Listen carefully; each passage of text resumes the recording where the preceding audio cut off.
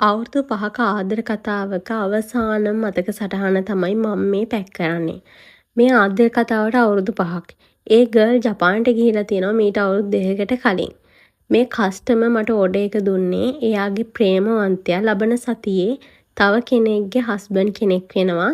එයාට යවන අවසානම ගිෆ්ට් එක විදිහට මේ ගිෆ්ට් එක යවන්න කියලා.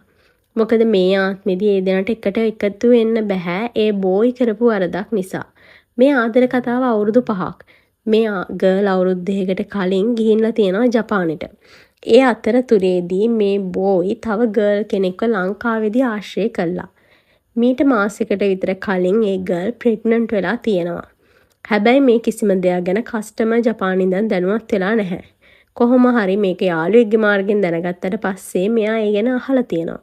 හැබැයි මේ බෝයි කළා තියෙන්නේ ඒ වරද එයාටින් සිද්ධුනේ නැහැ කියලා මෙයාව කොහොම හරි තියාගන්න හදපු එක.